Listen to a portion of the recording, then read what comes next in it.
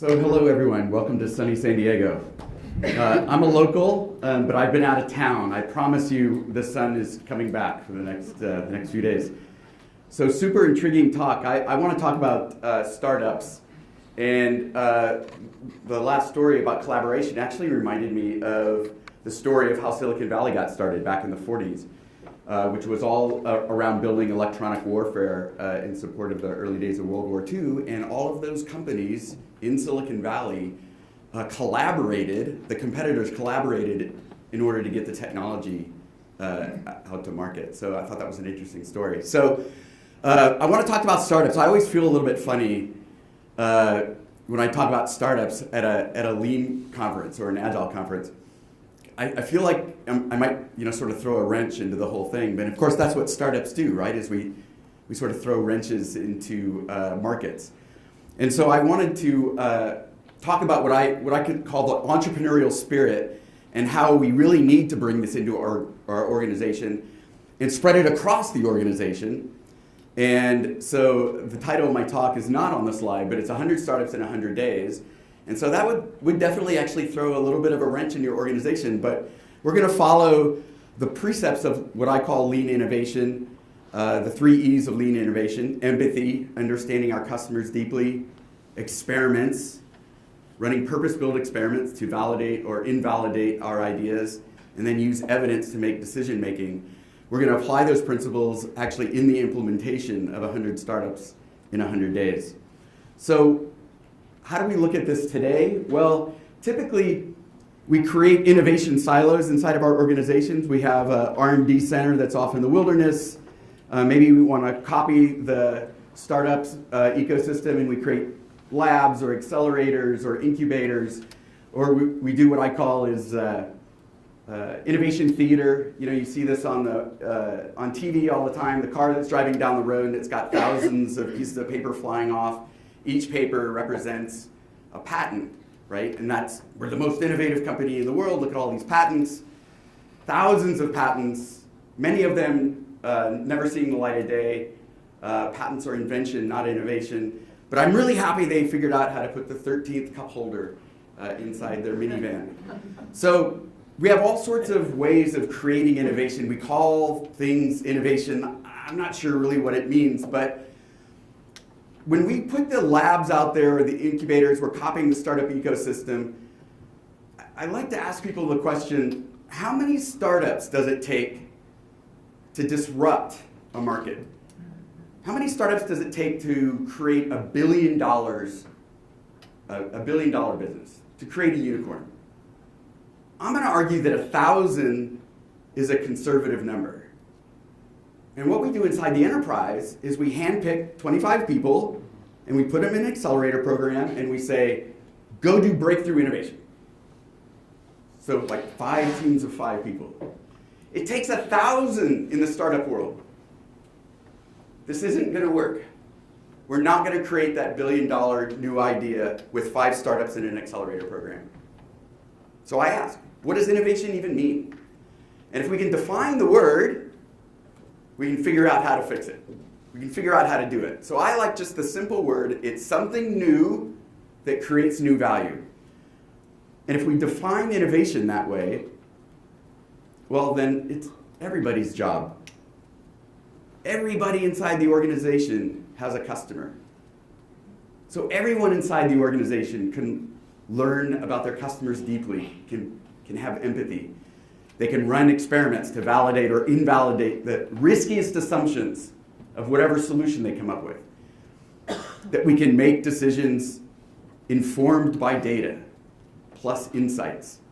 So it's not the highest paid person in the room, it's not what the investor says, it's not what the advisor says, it's not what your gut feeling says, it's not that we're building faith-based startups, we're using the evidence. And so it happens all over the organization. It's not just the breakthrough innovation that's in the outer circle. It's not just incremental innovation. And we don't leave the core business just to do continuous improvement.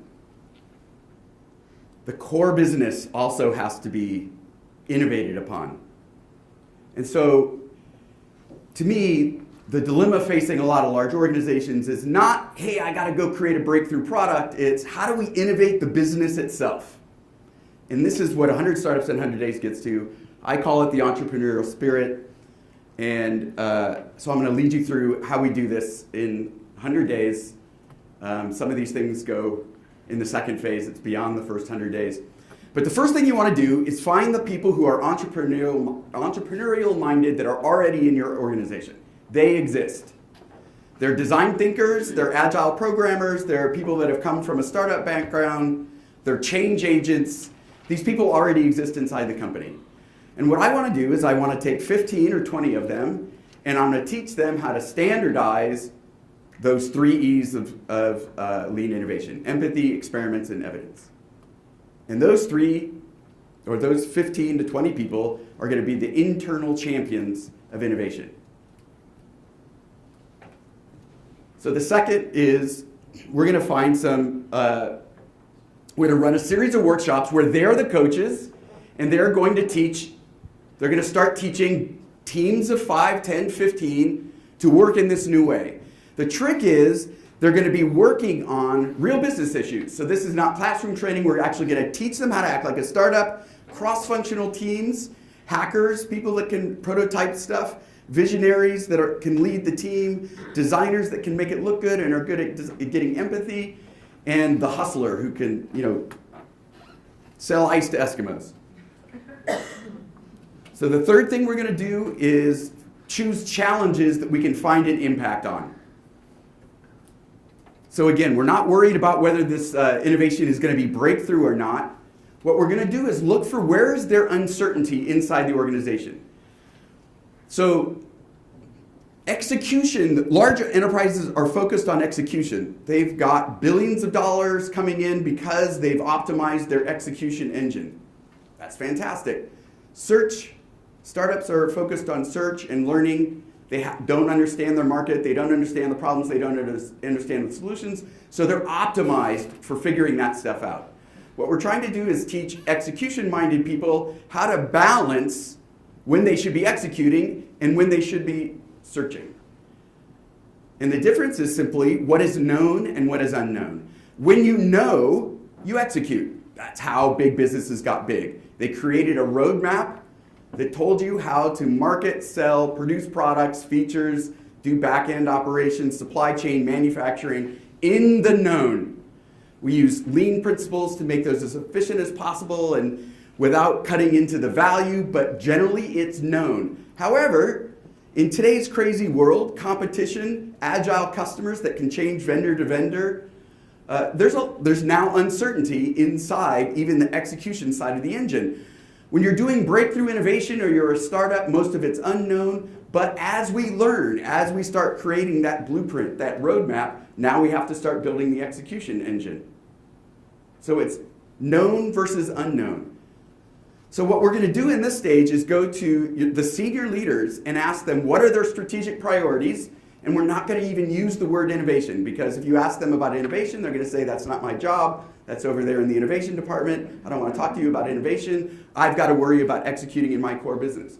So what are their strategic priorities, and where's the uncertainty in them achieving those objectives?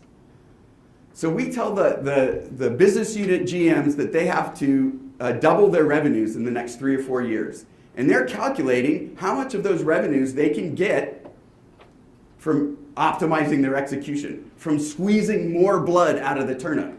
But what we're going to do instead is say, where's the uncertainty? Let them do that. But where's the uncertainty? Because in the uncertainty, we're going to apply learning principles. So that's step number 3.